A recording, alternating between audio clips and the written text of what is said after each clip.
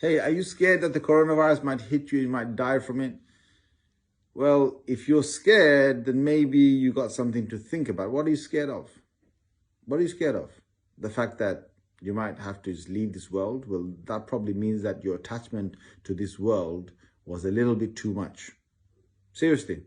If death scares you, then it means your heart was attached too much to this world. A little bit too much. Or maybe the love of your family was above the love of Allah Azza wa Jal and His Messenger. Yes. You never made the Prophet Sallallahu Alaihi Wasallam more of a family member that you look forward to seeing and hugging on the Day of Judgment than your own family. And that's why you're scared. We Muslims will avoid anything to do with the coronavirus. We'll avoid going to the places of coronavirus. We'll try and self-isolate. It's all in the hadith, that's fine. But we Muslims, if something like that was to come about, and if it hit us, our Prophet ﷺ has told us that when a person dies from the plague, they're a shaheed, they're a martyr. And if a person dies from the coronavirus, hopefully, they're also shuhada, they're also martyrs. So a believer never loses. If I live, alhamdulillah, I live. If I die, I'm a shaheed. If I die from the coronavirus right now, I'm a shaheed. My tawbah and my repentance should be updated. That's definite. I should have made Allah and His Messenger my focal point at all times of my life. Number one, Allah. Number two, the Messenger Sallallahu Alaihi Wasallam. Then my family and anyone else, whoever, my parents and so on, that's fine. But number one, Allah. Number two, the Messenger Sallallahu Alaihi Wasallam. If I've kept doing that, I'll avoid getting in contact with the coronavirus. But if it hits me and if it kills me, then guess what?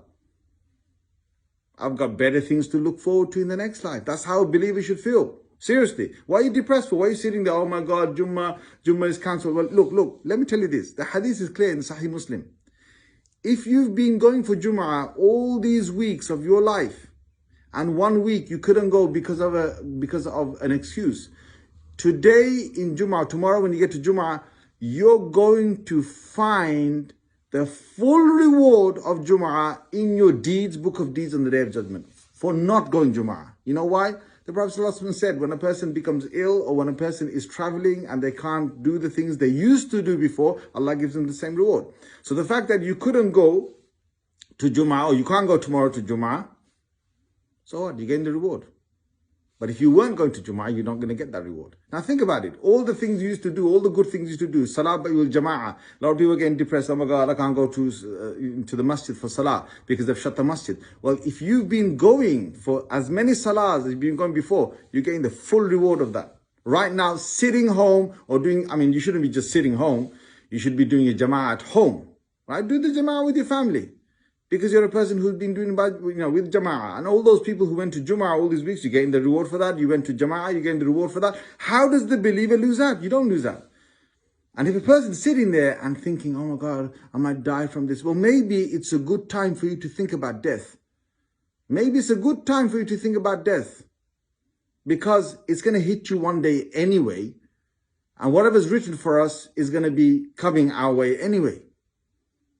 Well, we avoid going towards coronavirus or any area that's hit. Just like in the hadith it says, if a place there's a plague in a place, you're not supposed to go into that country where the plague is, and those people there who've been struck by the plague, they're not supposed to come out and come out of their place and give the plague to others, right? So that's there. We as Muslims, we're going to take that precaution. We're going to self-isolate or whatever. We're going to take the precaution, fine.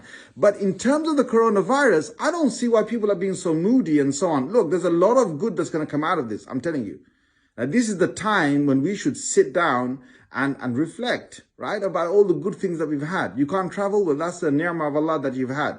Right? We've got food. It's not like it's not like we've got a famine or something. We haven't got food. SubhanAllah, I don't understand why people are being so depressed. Honestly, I don't understand. Allah Azza wa Jalla has given you everything.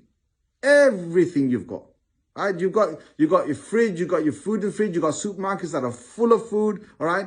And they're going to carry on being supplied. Subhanallah, all you have to do is stay home. That's all you have to do. And you're getting depressed. Oh my God, food, my room. Well, if food runs out, let's just talk about it, right? If food runs out, so what? It runs out.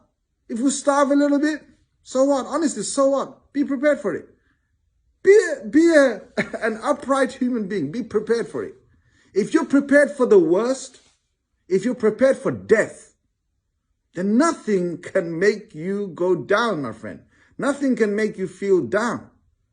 This is what, if the pandemic goes into a worldwide crisis, guess what? You know, in some ways, there's going to be a lot of good coming. I don't hear, you know, a lot of people talking about war and this and that. No, everyone's thinking about themselves right now. You understand?